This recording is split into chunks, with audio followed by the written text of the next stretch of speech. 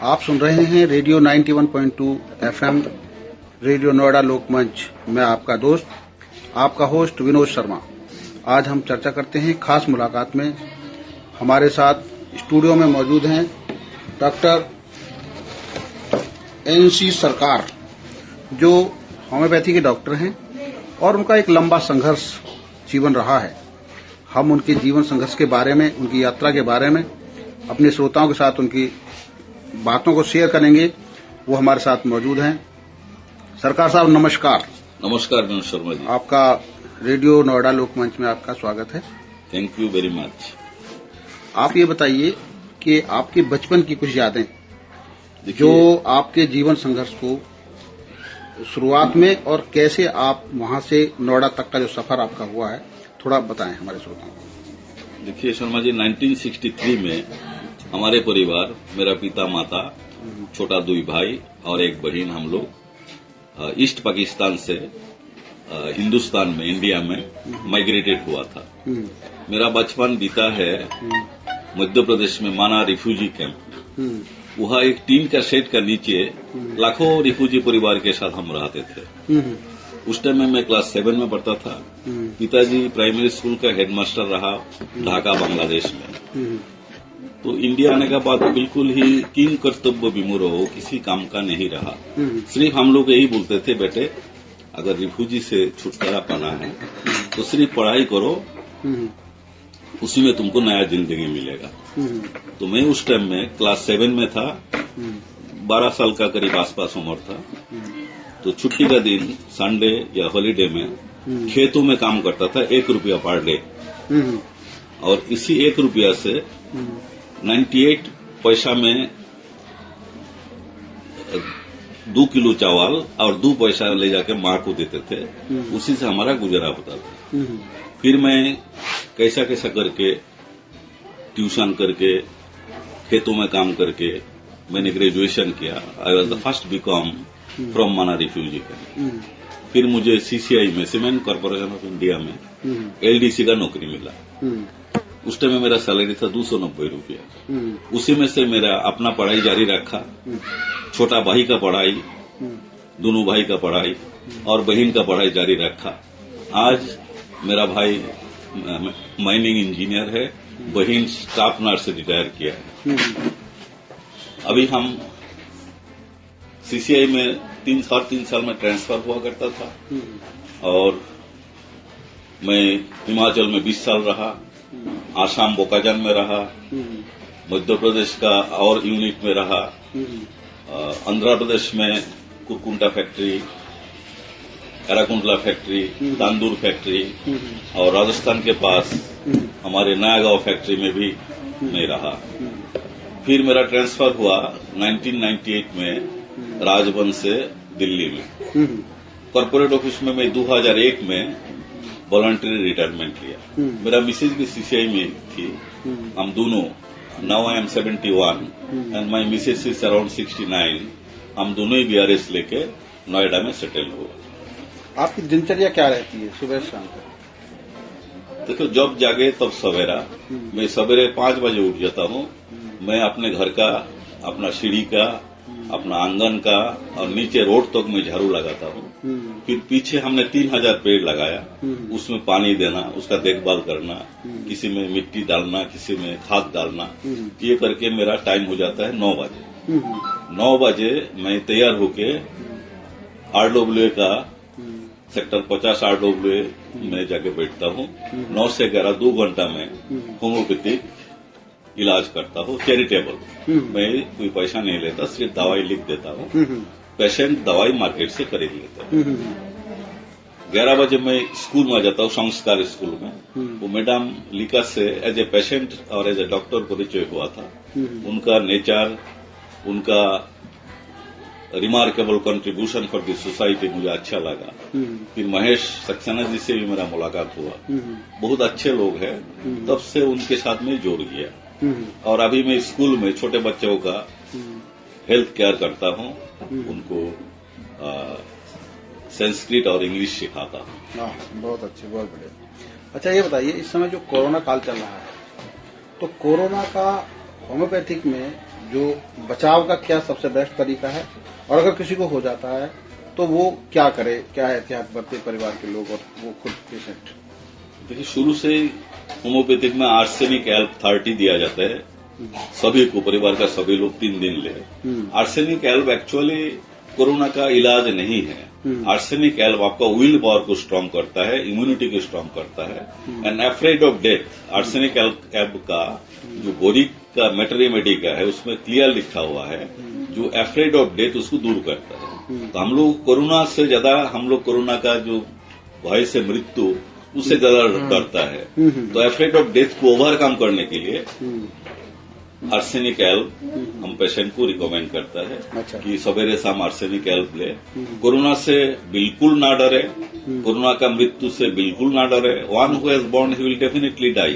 तो मृत्यु भय से दूर रहो और सोशल डिस्टेंस मेंटेन करो, मास्क पहनो। ये तो हम जो सरकारी रूल्स है उसको हम मान्य करता है, उसको हम फॉलो करता है। साथ में आर्सेनिक एल्ब और एडेल कंपनी का, एडेल फार्मा जर्मन का एक मेडिसिन है एडेल 7, उसको मैं रिकमेंड करता हूँ। उसमें सर्दी, खांसी, जुकाम, गुनगुना पानी के साथ 20 बूंद दवाई लेने से काफी फायदा होता है। तो actually I did not treat the corona patient, लेकिन कोरोना ना हो उसके लिए मैं मेडिसिन प्रिस्क्राइब करता हूँ, उसके लिए सलाह देता हूँ।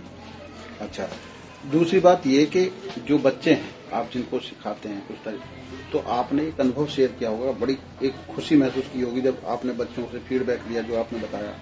तो क्या तजुर्बा रहा आपका स्कूल को लेकर? देखिए, बच्चा जो होता है वो क्ले है, उनको कैसा भी मर्जी आप उसको चेंज कर सकता है। छोटे बच्चों को पढ़ाने में जो आनंद है वो बड़े के साथ नहीं है। छोटे बच्चे को जैसे मर्जी आप मोल्ड करो, जो मर्जी सिखाओ। मैं बच्चे को सिखाता हूँ शुरू में ही, जननी जन्मभूमिश्च स्वर्गादपि गरीयसी, mother and motherland is greater than heaven. फिर मैं इनको सिखाया पिता स्वर्ग, पिता धर्म, पिता ही परमं तप, पितरी प्रीतिमापन्ने प्रियंते सर्वदेवता। पिता माता को खुश रखो। पिता माता को खुश रखने का सिर्फ एक ही तरीका है, उनका कहना मानो। That's all. They do not want not anything from you. They want only to obey their advices. तो बच्चे को सिखा दो, सवेरे उठ के पिता माता, बड़ेओं का, दादा दादी, नाना नानी, चाचा ताऊ, उनका चरण स्पर्श करो। चरण स्पर्श करने से जो आशीर्वाद दिल से देते हैं बड़े लोग, उसे बहुत फायदा होता है। और सवेरे उठ के मैं बच्चे को बोलता हूँ, हाथ देखो, अपना हाथ देखो। कराग्रे बसती लक्ष्मी, कर मध्य सरस्वती, कर मूले च गोविंदम, प्रभाते कर दर्शन। इंग्लिश में मैं एबीसीडी से शुरू करके पूरा 10th तक पढ़ाता हूँ। बेसिक चीज इंग्लिश का समझ में आए। इंग्लिश अगर कोई जानता है, it does not mean he is an wise man. एक लैंग्वेज को जानता है, एक भाषा को जानता है। English is a language like Hindi, Odia, Bengali, Gujarati. लेकिन इंग्लिश का ज्यादा मान्यता इसीलिए है, English is an international language. जो संस्कृत है, it is the oldest and purest language of the world. Sanskrit से बढ़िया कोई भाषा नहीं है मेरे नजर में। लेकिन इंग्लिश सीखना भी जरूरी है नौकरी के लिए। तो बच्चे को मैं सिखाता हूँ, आलोष्य कुतु विद्या, अविद्यस्य कुतु धनम, अधनुष्य कुतो मित्रम, अमित्रस्य कुतो सुखम। जो आलस्य है उसको विद्या लाभ नहीं होगा। जो विद्या नहीं है वो धन नहीं कमा सकता है। जो धन नहीं कमा सकेगा उसको रिलेटिव्स, फ्रेंड्स नहीं होगा।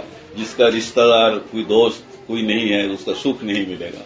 अगर सुखी होना है तो विद्या लाभ जरूरी है। अच्छा, आपने होम्योपैथी का, क्योंकि आप नौकरी कर रहे थे, तो होम्योपैथी के क्षेत्र में कैसा है? देखिए, मैं बीकॉम किया as a regular student Madhya Pradesh से, एमकॉम राजस्थान से किया, एमबीए फाइनेंस किया अन्नावाला यूनिवर्सिटी से। आईसीडब्ल्यू मैंने 2 बार अटेम्प्ट किया लेकिन कर नहीं पाया। फिर मैंने होम्योपैथिक का डिप्लोमा किया एर्नाकुलम से। अच्छा। मेरा सबसे एक भय था कि मैं रिटायरमेंट के बाद क्या करूंगा। तो वो डर से मैंने आयुर्वेदिक में 2 साल का डिप्लोमा किया, होम्योपैथिक में 2 साल का डिप्लोमा किया। लेकिन आयुर्वेदिक मुझे उतना समझ में नहीं है जो होम्योपैथिक समझ में आया। आज भी मैं होम्योपैथिक स्टडी करता हूँ, आज भी मैं स्टूडेंट हूँ, और मैं आज भी अपने आप को टीचर नहीं समझता हूँ, मैं होम्योपैथिक का स्टूडेंट समझता हूँ। तो होम्योपैथिक सिर्फ यही रीजन था कि रिटायरमेंट के बाद मैं क्या करूंगा। तो that made me A homeopathic practitioner. अच्छा, आपने आयुर्वेदिक में भी किया और होम्योपैथिक में किया, तो आम आदमी के लिए उनका आहार, सुबह से शाम तक की दिनचर्या क्या होनी चाहिए, थोड़ा सा उस पर भी रोशनी डालो। देखिए, ब्रेकफास्ट, लंच एंड डिनर 4-4 घंटे का गैप हो तो अच्छा है। We should take our breakfast in time. Breakfast सवेरे नहा धो के ब्रेकफास्ट करना चाहिए, और जब भी हम खाना खाए तो प्रसाद समझकर अच्छे तरह से चबा चबा के खाना चाहिए। खाना खाते वक्त बातें नहीं करना चाहिए। आपका डाइवर्शन, अटेंशन जो है डाइवर्टेड नहीं होना चाहिए, खाने के दौरान पे होना चाहिए। दोपहर को सात्विक भोजन करें तो बहुत अच्छा है। लंच करिए, खाना का बीच में पानी मत पीजिए, खाने से पहले या खाने के बाद पानी पीजिए। और मीठा और नमकीन लिमिटेड खाइए। आर्यन टैगोर ने कहा कम खाने से, कम बोलने से कोई नुकसान नहीं होता। तो excess of everything is bad. ठीक ठीक खाइए, और रात को डिनर जितना जल्दी हो सके खाए तो ज्यादा फायदा है। ये जैनियों का सिस्टम मुझे बहुत अच्छा लगता है। मैं सबको कहता हूँ आफ्टर लंच रेस्ट ए व्हाइल, आफ्टर डिनर वॉक ए माइल। खाना खाने का तुरंत बाद सोना नहीं चाहिए। खाना जल्दी खाइए, और खाना खाने का बाद कम से कम 1 मील का सफर करें। अच्छा, एक चीज और कि अब आज के समय में जो भागम भाग वाली जिंदगी है उसमें लोगों को खाने की फुर्सत नहीं हुई थी, और मतलब जो टाइमिंग सिस्टम उनका गड़बड़ा गया है। तो ऐसे समय में आप क्या सलाह देंगे कि भाई खाने के समय कोई समझौता ना करें, चाहे जिस समय हो, जो फिक्स टाइम है उसमें जो कहते हैं कि वो कभी 3 बजे खा रहे हैं, कभी 1 बजे खा रहे हैं, कभी 4 बजे खा रहे हैं, कभी रात को 9-10 बजे खा रहे हैं, तो वो आहार किस तरह का होना चाहिए एज ए फिजिशियन, आप मतलब जो आयुर्वेदिक और होम्योपैथिक की जो सलाह है? देखिए, breakfast take like a king. Breakfast बढ़िया करिए, क्योंकि दिन भर आपको खाने को टाइमली मिलेगा नहीं मिलेगा उसका कोई ठिकाना नहीं है। तो अच्छा ब्रेकफास्ट करिए। लंच लाइट लीजिए और टाइमली खाइए। अगर आप टाइमली अपना दिनचर्या मेंटेन नहीं करेंगे, if you do not have the routine of life, तो आपको ओल्ड एज में जाके प्रॉब्लम होगा। आई am 71, I am perfect, all right. मुझे कोई देखता है तो बोलता है आप 71 का नहीं लगते। शायद इसीलिए कि मैं ब्रेकफास्ट टाइमली करता हूँ, लंच टाइमली करता हूँ, डिनर टाइमली करता हूँ। तो जितना भी बिजी लाइफ क्यों ना हो, टाइमली खाना खाइए। डॉक्टर बीसी राय, विधान चंद्र राय, जो वेस्ट बंगाल का माना हुआ डॉक्टर था और chief minister of West Bengal रहा, फर्स्ट चीफ मिनिस्टर, अगर उनको दोपहर को खाने को लिए प्रॉब्लम होता था तो 2 बिस्कुट खा के 1 गिलास पानी पी लेते थे, ताकि उनका जो डाइजेस्टिव फ्लूइड स्टमक में जाता है उसको कुछ खाने को नहीं मिलने से वो स्टमक का लाइनिंग को खराब करता है। तो we must take food in time. तो इसको ध्यान रखना चाहिए कि खाना समय पर खाना चाहिए। अच्छा, अब एक खास डायबिटीज के मरीजों के लिए, क्योंकि डायबिटीज के मरीज सबसे ज्यादा हर घर में 2-3 मिलते हैं आज की डेट में, और एक आनुवांशिक है, जैविक जो बोलते हैं कि परिवार में चला आ रहा है तो किसी न किसी होता है। तो डायबिटीज के पेशेंट हैं वो किस तरीके से एहतियात बरतें ताकि वो बढ़ने ना पाए और वो कंट्रोल में भी रहे? डायबिटिक पेशेंट को मेन है कि ज्यादा देर तक तो भूखा ना रहे, फास्ट बिल्कुल नहीं करना चाहिए। और डायबिटिक पेशेंट होता है टेंशन से। टेंशन आपका पूरा जीवन को खराब कर देता है। Maximum people of India is a stress diabetic, tension से डायबिटीज हुआ। अच्छा, कुछ पारिवारिक है, बाकी टेंशन रहेगा तो डायबिटिक होगा ही होगा। तो टेंशन मुक्त रहिए, टेंशन से फ्री रहिए, make a tension free life.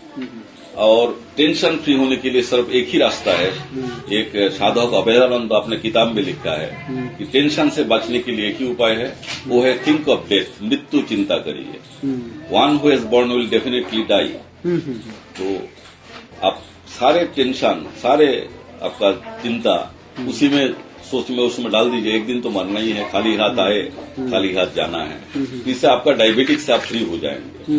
बाकी आजकल अच्छा मेडिसिन निकला है, एडेल 40 है, एडेल रैकबैक कंपनी का R40, बहुत ही अच्छा मेडिसिन है डायबिटिक के लिए। 20 drops morning empty stomach, 20 drops half an hour before lunch, 20 drops half an hour before dinner. दिन में 3 बार 20-20 बूंद करके लीजिए, तो डायबिटिक से आपको काफी फायदा मिलेगा। टेंशन मत रखिए, टाइमली खाना खाइए, और ज्यादा रिच आइटम, ज्यादा शुगर, ज्यादा ऑयल एंड फैट आइटम मत लीजिए। बाकी घबराइए मत, ज्यादा मत डरिए, डर से भी बीमारी बढ़ता है, कम नहीं होता। तो आप सुन रहे थे डॉक्टर NC सरकार को, जो होम्योपैथी के और आयुर्वेदिक दोनों के विशेषज्ञ भी हैं, और उन्होंने अच्छी टिप्स दी कोरोना को लेकर, डायबिटीज को लेकर और अपनी जीवन यात्रा को लेकर, किस तरीके से संघर्ष के साथ उन्होंने अपने जीवन को संवारा और आज वो किस तरह निस्वार्थ भाव से सेक्टर 50 RWA में और होशियारपुर में जो संस्कार स्कूल के अंदर बच्चों को शिक्षा भी दे रहे हैं और होम्योपैथिक चिकित्सा लाभ भी दे रहे हैं। ऐसे शख्सियतों से हम आपकी मुलाकात आगे भी कराते रहेंगे। सुनते रहिए रेडियो 91.2 नोएडा लोकमंच, आपकी अपनी आवाज। धन्यवाद।